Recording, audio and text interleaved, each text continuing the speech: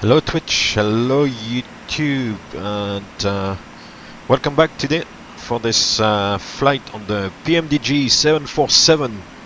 First flight on stream today on the 747 from Phuket in Thailand to Bangkok in Thailand as well. 747 flight Thai Airways 220.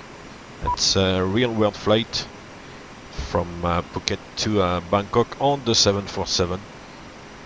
Possibly one of the shortest flights around on the 747. I'm not really sure, but it's only about 1 hour, so it's fairly quick. So I want to have the doors open. We'll go to the sections, actually, isn't it? Yeah. Open this one. Open this one, R1 and R5. Okay, yeah. As for the keystring. So we've already flown into Phuket. I think the aircraft is based in Bangkok, so we flew into Phuket.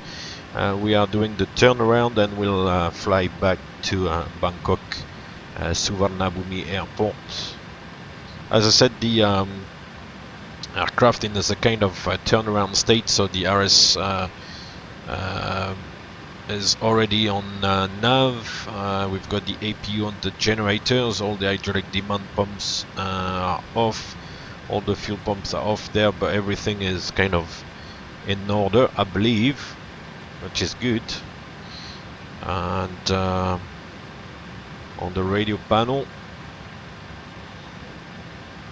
whoops, I'll set my good old 122.8. Flip whip 500 morning 122.8 8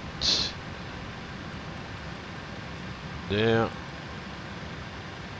and 2000 on this one. Very good. That's the 747-400. Lovely aircraft. I think I mentioned that before, but it flies very, very well. So we'll call for the boarding.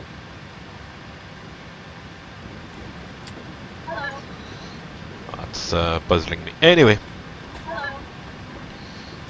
so we are boarding, and on the FMC. So the FMC is a little bit interesting. It's the old style of FMC with the green letters, and the kind of, when you go from page to page, it kind of goes dark and then comes back on. So it's a little bit kind of old style. But yeah, the Iraq is in date here, which is good. Reference airport is VTSP. Yellow.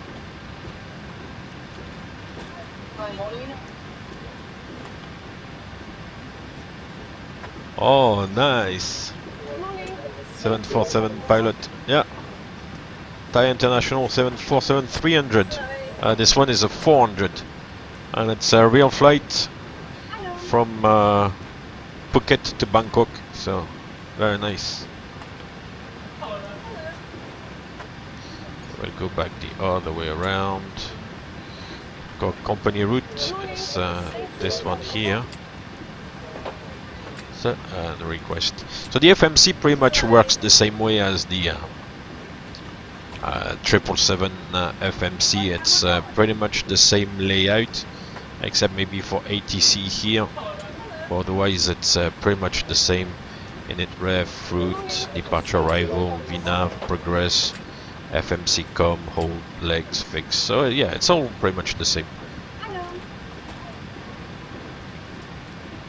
I think I mentioned on my previous 747 stream, which was more like getting to know the aircraft a little bit, that one of the main differences with the other aircraft is the fuel system.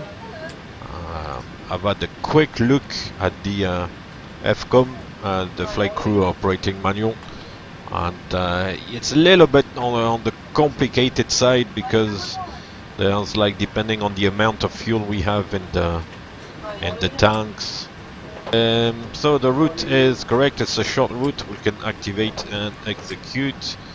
Then perfinite reserve.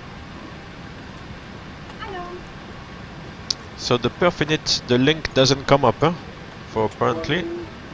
That's interesting, although on the 777 the information that it provides is not really of any use. Cost index is 40, there's no rush, so we'll take it easy.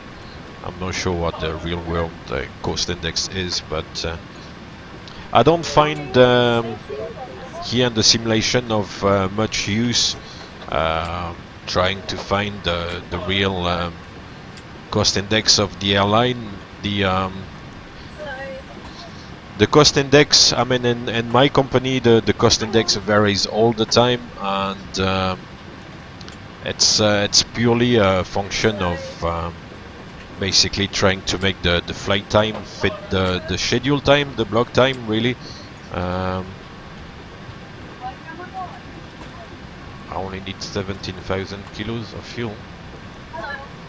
That's it. Oh yeah, it's because I didn't. Oh, so the zero fuel weight also is not gonna be good because it was 230 tons. Okay. Thank you very much for the follow. Right, the reserve 6.1.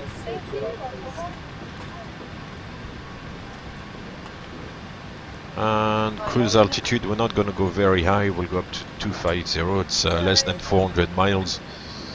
That's it. Then we'll go on the departure, runway 27 I believe. And it's STN 1 Bravo. So now we've got the runway there, there's no more blanks, and the departure, we can execute. The legs page to check the departure, straight ahead to 2500 feet, heading 070 to pick up 042 to STN. Well, it's 039 actually, but yeah, that's close enough. So that's good. Route data, I think it gives you the winds, which is very nice as well.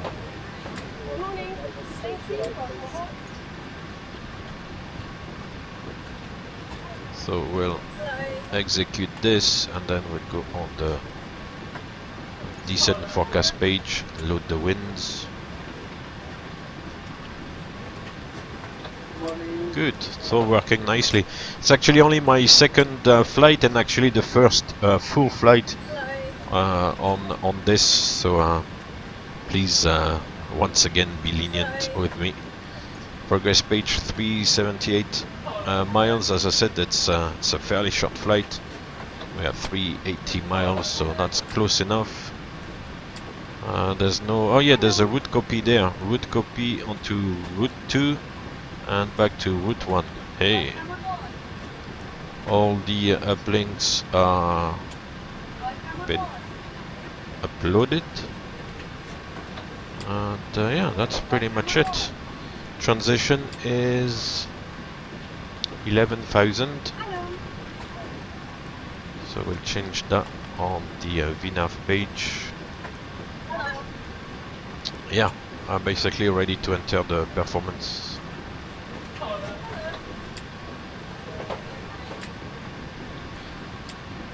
QNH was 1011, flight directors on. Initially there's no altitude restriction, so we go all the way to 250. Runway heading is 265. We'll see what the V2 is gonna be, but I think it's gonna be maybe 175 or something. We'll see what PMDG gives us. Okay, thank you very much, JWindy54. Yeah, the YouTube channel is cool. So now we've got fuel tank to engines. Ooh, I'll get there. Fuel tank to engine. So we'll see what we do about that. That's one of the, as I was talking about, one of the particularities of the aircraft. So got the airport, the TCAS, and we'll display. the viewers. So the boarding looks like it's completed as well. Yeah, they all disappeared. Beautiful. There's no ground power connected. Oh, we're gonna be able to go fairly quickly. Rightio. Performance-wise, then, I need to readjust my views. Bear with Easy Dock. Zero fuel weight. How much is it? Like always, you can check the flight plan with me as well. 229. Oh, I said 230. Okay, I said 230 then. Because I entered 230 earlier on. 247. There's a change in zero fuel weight, more passengers or more cargo. That can happen at the last minute. There's a change between what's on the flight plan, what was kind of used to make the flight plan, and the actual zero fuel weight. Always a little bit of variation there, so no big deal.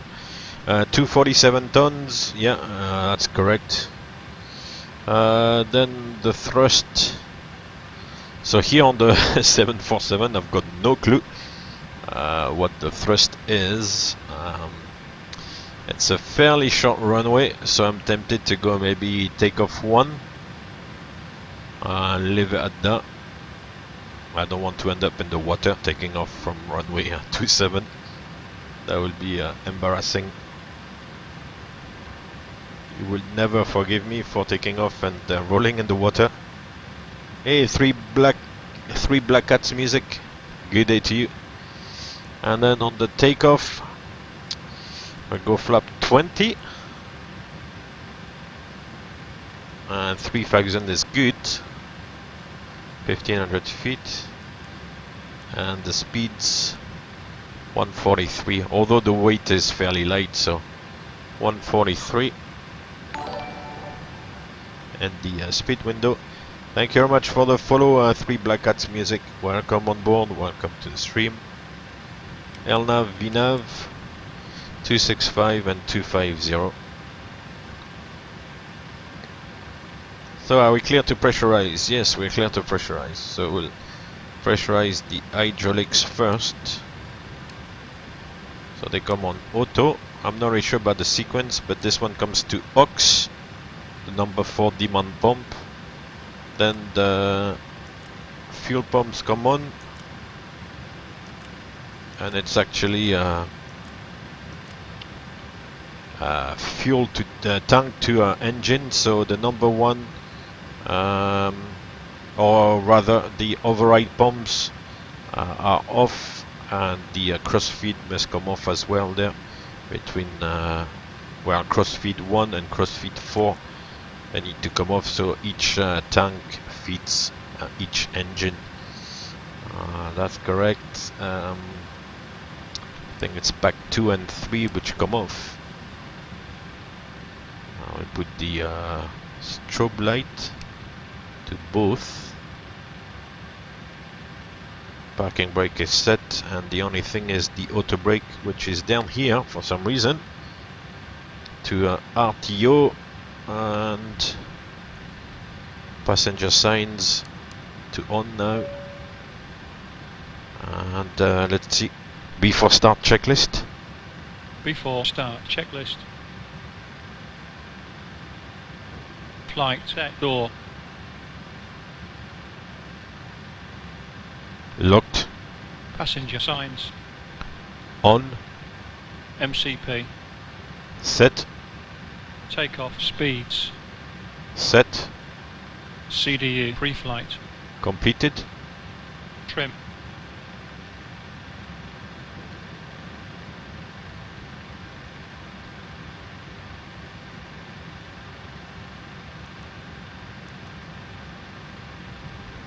Set. Taxi and takeoff refit. Completed. Beacon. On. Before start checklist complete. Okay. Fair enough. The one thing I think is the doors. Close all the doors. That would be handy. Yeah, the 747 looks like indeed like the speeds are lower than the 777 indeed, yeah. And we'll arm them all. That's a very handy feature on the 747, because on the 777 you need to arm and open the doors individually. Here you can do close all, arm all, disarm all. It's very, very handy. Let's look outside. It's raining now. We can remove the jetway. And we'll call for GSX to do the push. So let's see if it works with the 747. Should do. The nose was on 0053. Yeah, you could have type rating on both, but usually when you work for an airline, they would only type rate you on one aircraft. So you wouldn't really be flying at the same time on Boeing and Airbus. You would be on Airbus.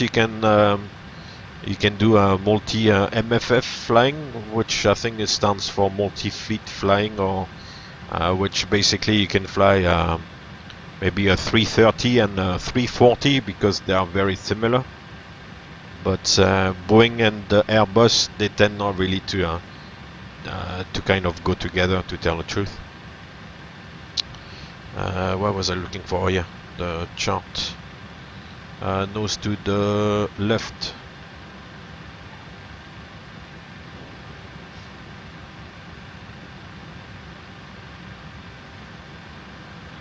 Cool. So the dude is gonna come and start the push. Tow truck in motion. Beautiful. Right, let's see if I can start this thing. Oh no!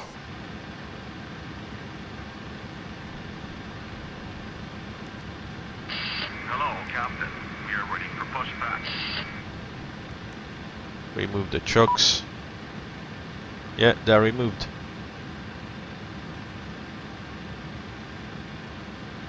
They are removed. Locking gear. Good.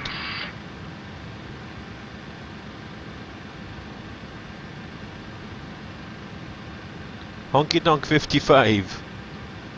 Hey, you like your little pictures? No, I don't watch anime. No. Departure check completed. Live has been inserted. Release parking brakes.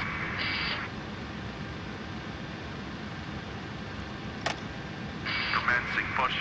All engines clear. Start at will.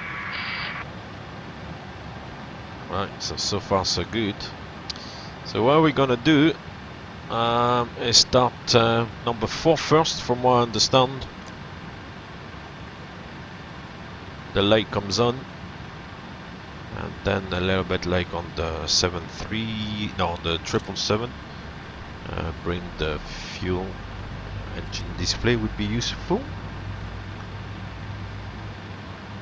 So I saw on Virgin Atlantic DVD, they start number 4, they start number 3, and then they start number 2 and 1.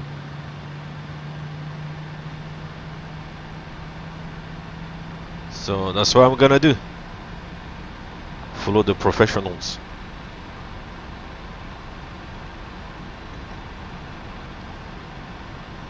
I think you can start 2 engines at a time. The APU is huge, apparently. So many buttons, yeah. So I think we gotta start circuit out on number 4. Go for number 3.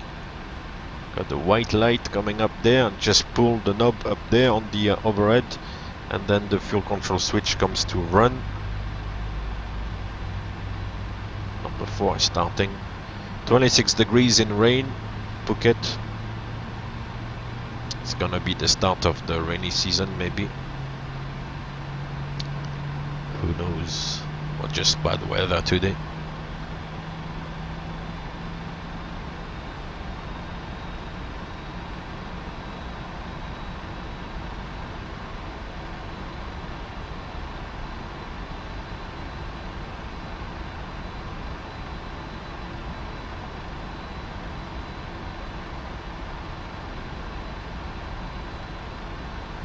Is number 3 not starting?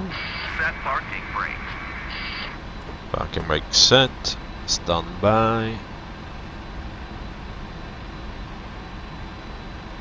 Yeah, it looks like number 3 started, and now we'll go for number 2 and number 1. There's 4 engines to think about. It's not 777 or 737. So yeah, that's why I saw. Some of you might be aware of this DVD. It's a Virgin Atlantic flight from Heathrow to San Francisco, and the guys are starting number 4, then number 3, and then are starting number 2 and 1 together. So that's what I'm doing.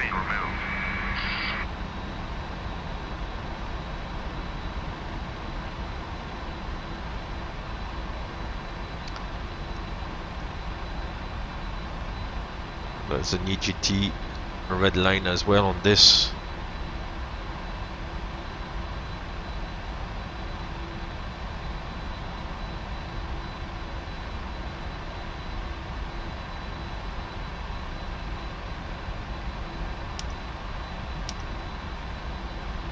So yeah, the engine is stable. Left is clear. Right is clear. Perfect. Visibility is not great, so this one comes back to auto. Actually, this one needs to come off first. Auto. The packs come back to normal, and then I think there's some sort of recall to do. TCAS off. Yeah, forgot that one. My bad.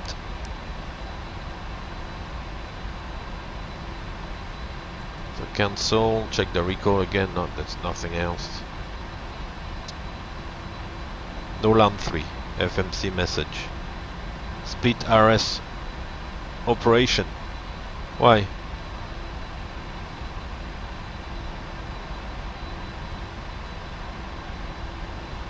The RS is good. Uh-oh. I've now enabled failures.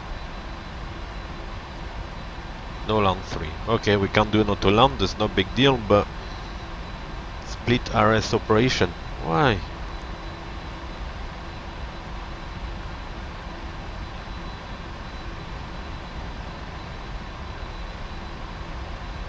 Oh, I don't think you can start all the engines at the same time. Barrow disagree. It's because it's...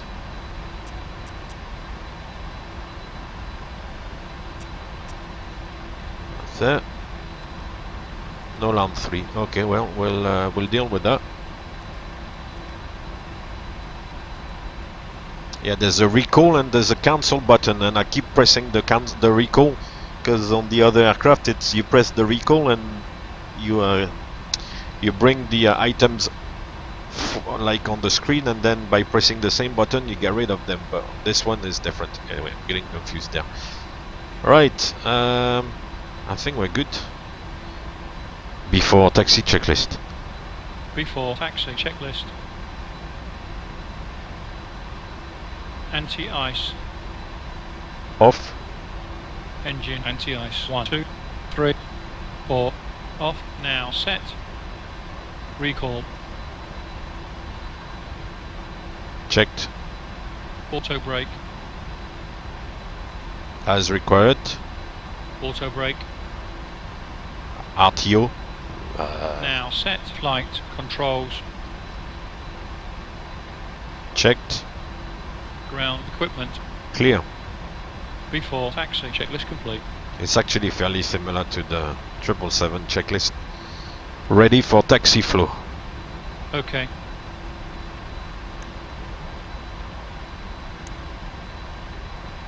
Ready. I am indeed as well. nothing on the right, it's the grass, and here there's nothing. Adelante, as they say.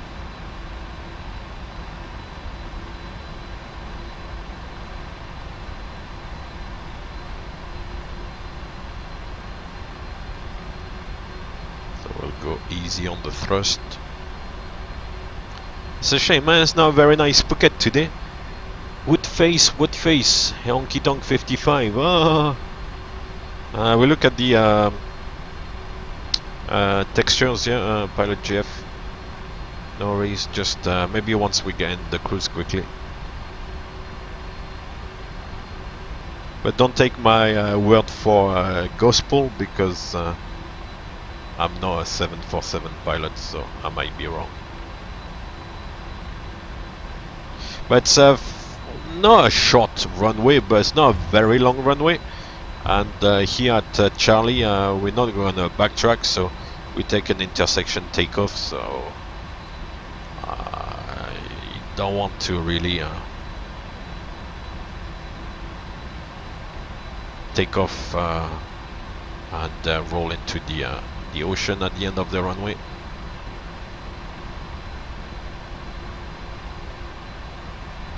Runway entry flow.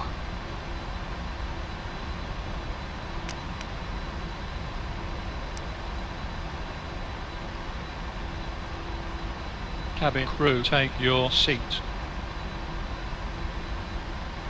Approaching 27. That is confirmed.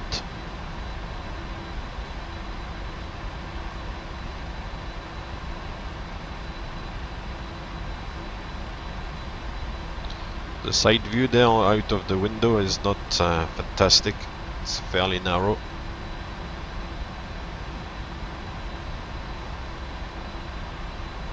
On runway 27. Let's see on the weather radar what we have in front of us.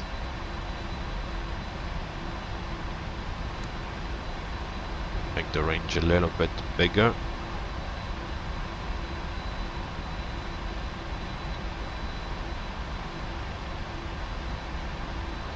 No, it's just rain. There's not really any big sails or anything.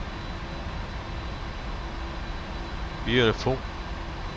Everybody's ready?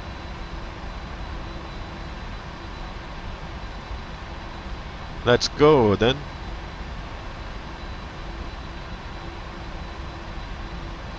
Where's Finger Gaming?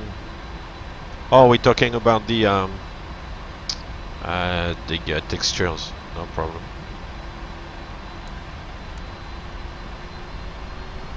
Alright, so apparently according to the FCOM it's 70% roughly, and then go on Toga, thrust ref.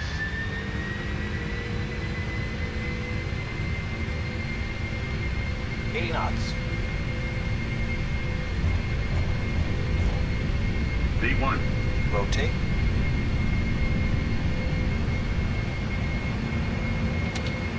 Positive rate of climb. Gear up. Gear coming up.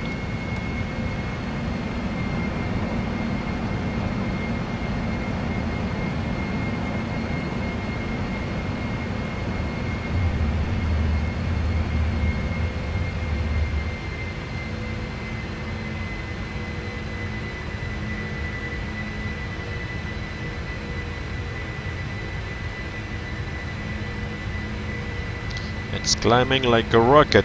It's very light.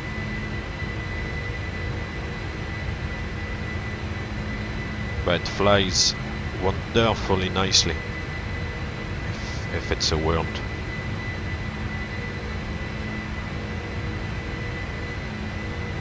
Flaps 10. Flaps 10 selected. Flaps 5. Flaps 5 selected. Gear up and locked. Flaps 1. Flaps 1 selected. Flaps up. Flaps going up. Engage the autopilot. Autopilot on.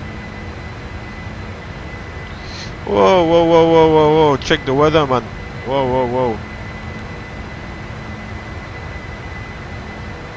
We have to avoid that stuff. Lead Oh. engine 1 selected on already. Bus.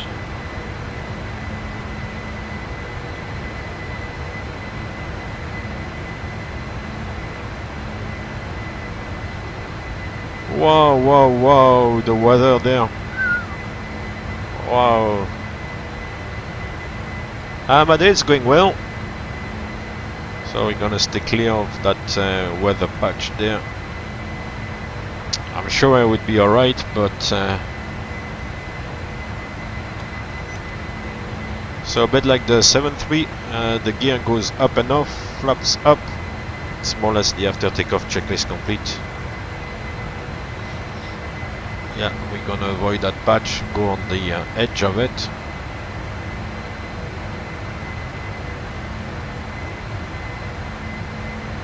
Oh, wrong view, sorry.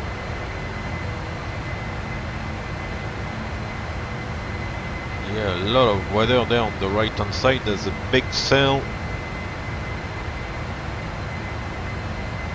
The Thai countryside, courtesy of ORBX Global, for what it's worth.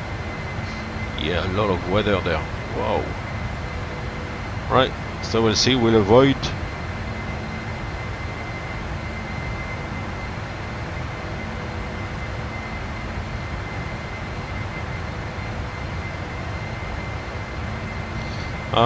No, I mean, if it was red like this in real, although I mean here is not properly simulated, but if it was red like this in real, you would stay outside of it, believe me, because a big red thing like this would be quite nasty.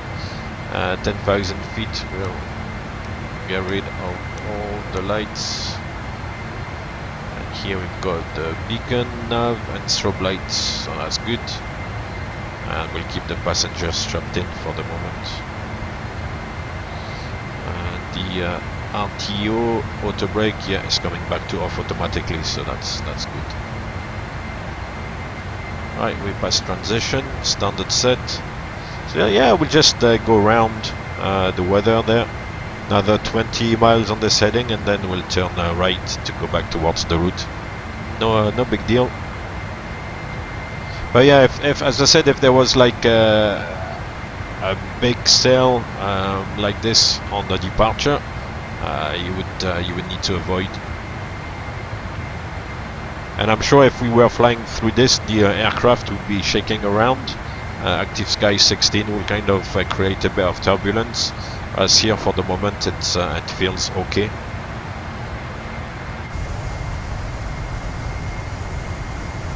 Yeah, the wings are flapping a little bit, but not too bad. And we are in the clear. Otherwise, we would be in the soup. It's a majestic aircraft. It is very nice. I have to admit, it's fantastic. A bit of cloud now. That was a bit of lightning there. But yeah, it's a beautiful aircraft. Very, very nice indeed. And we've got 4 engines.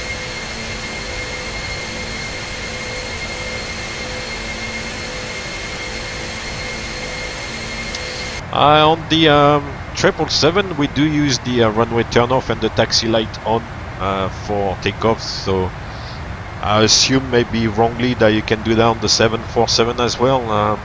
I'll maybe need to read the documentation. I'm not 747 pilot, so I'm not really sure, but I will need to read the documentation maybe. One thing is the we're getting a few bumps there. The engine display, yeah, we can't fly with this like this. Right, so we'll go on the whoa, we're getting a few jitters there. Vertical speed, we'll kind of reduce it a little bit.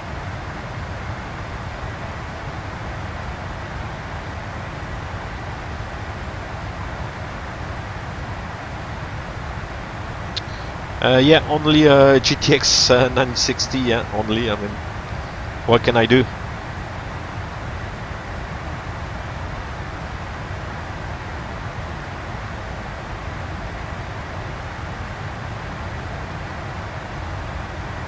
The MCP is quite interesting. These the numbers are like you know, jumping up and down when you change them. The 2 there is bouncing, and if you come back down, the 0 there, oops. See, all the numbers are bouncing up and down. It's amazing.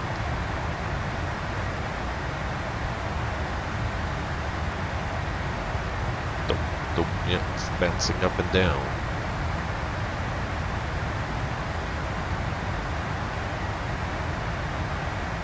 Yeah, the Queen of the Skies is nice. It's a nice aircraft. Right, we're kind of able to come back towards the route. Thank you very much for the follow, Mugs 1337. Tommy Tante, good day. I'm well, and what about yourself? Are you good today?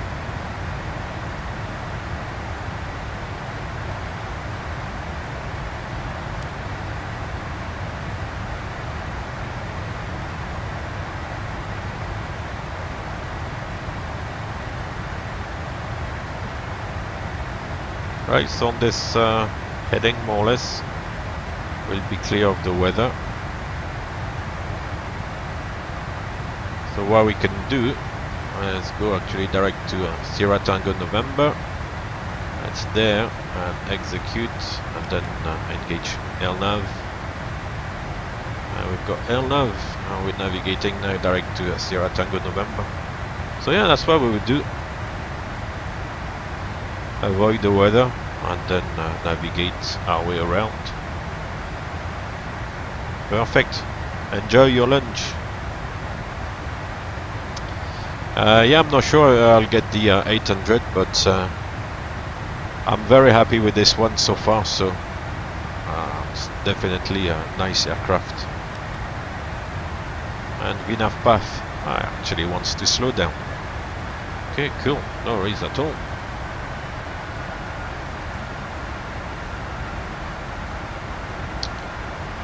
Status. What's on the status? No land 3. Okay.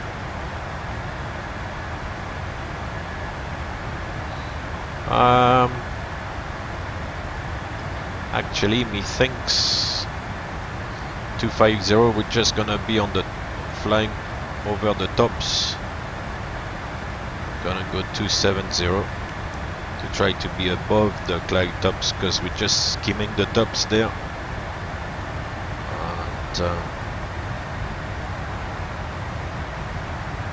There might be a few tops as well earlier on, later on. I mean, so.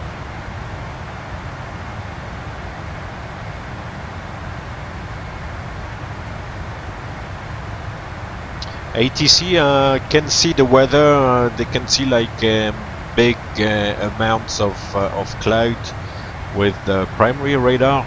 Some places have weather radar, others don't. So it really depends on the place where you are flying to. Speed out. Path.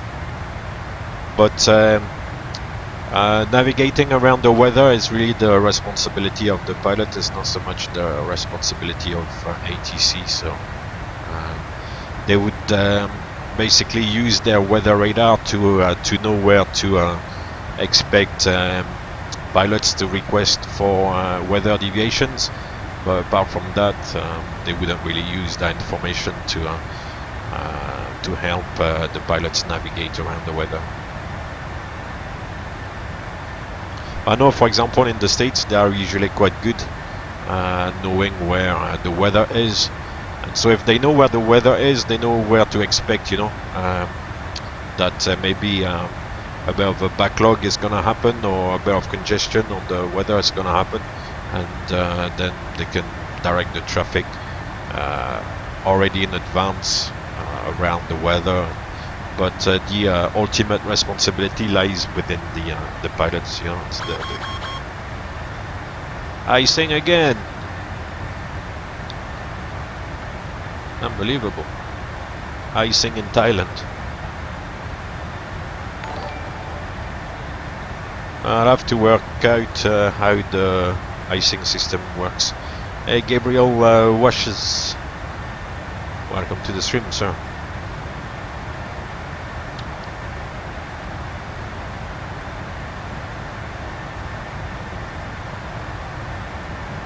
I flew to Phuket to Bangkok on a 777.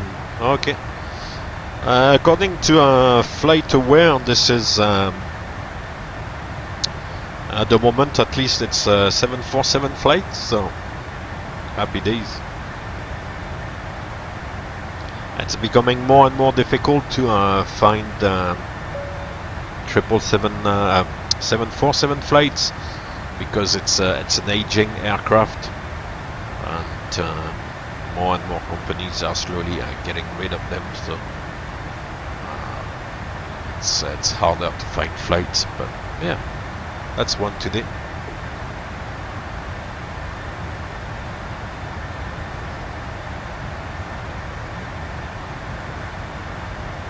So the weather looks a little bit clearer.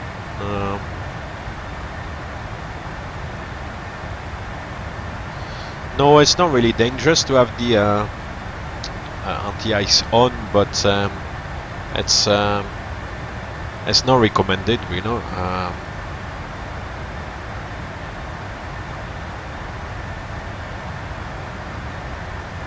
First of all, because it increases the fuel consumption,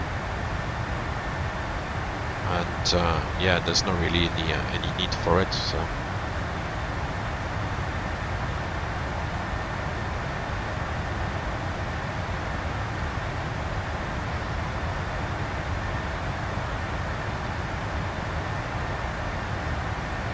Yeah, the aircraft flies very smoothly, and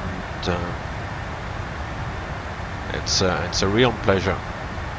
So we'll see how the descent, approach, and landing work out, but should be nice.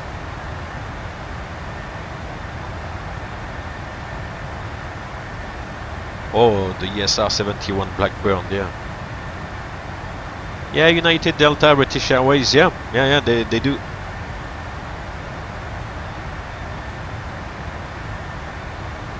Gabriel Washes, I'll give you the standard reply about work. Delta Yankee Juliet, yeah, VOR is like a radio beacon which uses a bit like VHF signals, and kind of sends out a signal for each degree of the compass rose, so you can navigate towards the beacon, or otherwise like away from the beacon, following like a specific compass rose heading if you want. So if you want to fly 360 degrees away from the VOR, then you tune your instrumentation on the aircraft to fly that way, and you follow the radio signal. NDB is almost like a radio transmitter, and all it does is shows the aircraft where the beacon is, and you just have to point the aircraft towards the beacon, but it doesn't give you any information about the radio you're on. It just tells you, hey, I'm here, point towards me or point away from me, but it doesn't give you radial information, if it makes sense.